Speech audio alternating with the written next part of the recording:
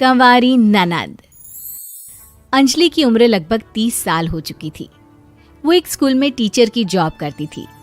अंजलि के घर में उसकी माँ के अलावा उसका छोटा भाई और भाभी भी रहा करते थे। 30 साल की उम्र होने के बाद भी अंजलि की अब तक शादी नहीं हुई थी। इस बात को लेकर अंजलि की माँ रुक्मिणी देवी काफी परेशान रहा करती थी। माँ, मैं स्कूल जा रही हूँ, जरा मेरा टिफिन तो दे दीजिए। अब क्या पूरी जिंदगी मैं तुझे टिफिन बनाकर देती रहूंगी? अरे कुछ सोचा भी अपने बारे में या बस ऐसे ही? क्या माँ, सुबह सुबह फिर वही बातें लेकर बैठ गई। माँ गलत क्या कह रही है अंजलि दीदी? इतनी उम्र हो चुकी है आपकी, माँ कब तक आपकी सेवा करती रहेंगी? भाभी, मैंने माँ को कब कहा कि मेरी सेवा करो? वैसे भी अपना टिफिन मैं खुद तैयार कर लेती हूँ, बस टेबल से उठाकर देने को ही तो कहा था। वैसे अंजलि दीदी, देखा जाए तो टिफिन उठाकर देने की उम्र तो आपकी है। आपका अपना घर परिवार बच्चे होते तो ये जिम्मेदारी आज आप पूरी कर रही होती। एक बात मेरी समझ में नहीं आती, अगर मेरी शादी नहीं हुई तो इसमें मेरी क्या गलती है और तुम सब लोग मेरे पीछे क्यों पड़े रहते हो? अरे कुछ कहना क्या पीछे पड़े रहना होता है? अपने छोटे भाई को देख, तुझसे 3 साल छोटा है लेकिन 2 बच्चे खेल रहे हैं आंगन में। मुझे आप लोगों की कोई बात नहीं सुननी, जा रही हूँ मैं। और आप में से किसी को मेरा कोई काम करने की जरूरत नहीं है, मैं खुद संभाल लूंगी। इतना कहकर अंजलि वहां से चली जाती है। शाम को जब अंजलि अपने स्कूल से लौटकर घर वापस आती है तो उसने देखा कि पड़ोस वाली निर्मला चाची वहां पर बैठी हुई थी। क्या बात है अंजलि बिटिया, नौकरी करके वापस आ गई? जी चाची जी, कैसी हैं आप? मैं तो ठीक हूँ बेटा, तुम बताओ शादी के बारे में कुछ सोचा या नहीं? अरे रहने दीजिए ना, इससे तो शादी की बात करना ही बेकार है। कुछ भी कहो तो गुस्सा करती है, बात बात पर आंखें दिखाती है। माँ, आप ऐसा क्यों कह रही है? मैंने कब आप पर गुस्सा किया?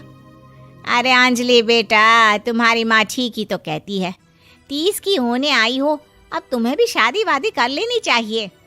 चाची जी, आप तो ऐसे कह रही हैं जैसे शादी करने से मैंने मना किया हो। रहने दीजिए निर्मला चाची, हमारी अंजलि दीदी को अभी तक उनकी पसंद का दूल्हा नहीं मिला ना, इसीलिए वो शादी नहीं कर रही। भाभी, ऐसी कोई बात नहीं है। अरे तो फिर क्या बात है?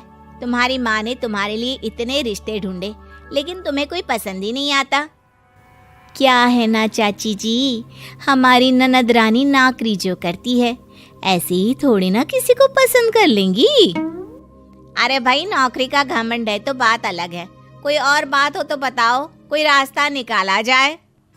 नहीं नहीं चाची जी, कोई बात नहीं है, बस मुझे अभी तक अपनी पसंद का कोई मिला नहीं है।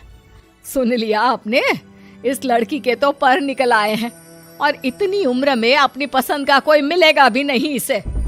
माँ, आप मेरी शादी को लेकर हमेशा मुझे ताने क्यों मारती रहती हैं? अपनी माँ की बातें तो ताने लगती है। ताने हैं? बताओ, मैंने कुछ गलत कहा क्या?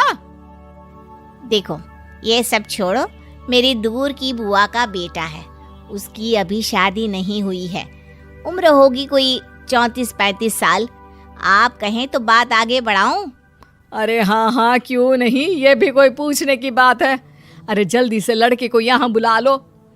माँ, आप मुझसे पूछे बिना मेरी शादी की बात करने जा रही हैं और मेरी उम्र 30 भी पूरी नहीं हुई है। निर्मला चाची कह रही है कि वो लड़का 35 साल का है। अंजलि दीदी, आपको क्या लगता है इस उम्र में कोई फिल्म का हीरो आएगा आपके लिए? देखिए, अब पसंद और नापसंद की बात तो रहने दीजिए, पसंद करने की उम्र तो आपकी निकल चुकी। अब तो जो भी मिले उसी से शादी कर लीजिए, इसी में भलाई है। तेरी भाभी बिल्कुल ठीक कह रही है। अब जैसा रिश्ता मिले उसके लिए हाँ कर देना, ताकि हम भी गंगा नहाए। ठीक है, चलिए मैं उस लड़के को कहती हूँ, वो कल ही अंजलि को देखने आ जाएगा। अगले दिन निर्मला चाची के दूर का रिश्तेदार अंजलि को देखने उसके घर आता है। उसका नाम था अजय। अंजलि जी, तो आप नौकरी करती हैं, वो भी स्कूल में?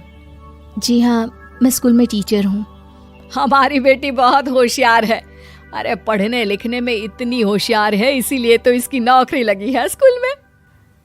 हाँ हाँ ठीक है आंटी जी, ज़रा मुझे भी तो बात करने दीजिए आपकी बेटी से। जी पूछिए ना, क्या पूछना चाहते हैं? अंजलि मैडम, ये तो बताइए कि आपने अभी तक शादी क्यों नहीं की? बस ऐसे ही, कहीं कोई रिश्ता पसंद नहीं आया इसलिए। लेकिन क्या मैं आपसे पूछ सकती हूँ कि आपने शादी क्यों नहीं की? अंजलि, क्या कर रही हो तुम? लड़कियों को इस तरह की बातें नहीं शोभा देती। रहने दीजिए आंटी जी, आपकी बेटी काफ़ी पढ़ी लिखी है, मैं उनके सवाल का जवाब दे ही देता हूँ। वो क्या है ना, मुझे भी अभी तक अपनी पसंद की कोई लड़की नहीं मिली। अच्छा, कोई बात नहीं। वैसे आपकी तनख्वाह कितनी है? कितना कमा लेती हैं महीने का? जी यही कोई 25,000 महीने। बस 25,000? इतने से क्या होता है? इतने से तो आजकल घर भी नहीं चलता। आपके कहने का क्या मतलब है? अरे मैं तो ये सोच कर आया था कि नौकरी वाली लड़की है, आराम से 40,000 कमाती होगी। माफ कीजिएगा, आपका और मेरा रिश्ता नहीं हो सकता। जी कोई बात नहीं, मुझे भी आपके साथ शादी करने में कोई इंटरेस्ट नहीं है। अंजलि, किस तरह की बात कर रही हो? घर आए रिश्ते को ठुकरा रही हो तुम। दीदी, अब इस उम्र में आपको इतनी अकड़ नहीं दिखानी चाहिए।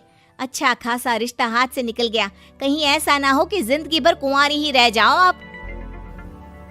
कुछ दिन और ऐसे ही निकल जाते हैं और अंजलि की शादी कभी नहीं होती।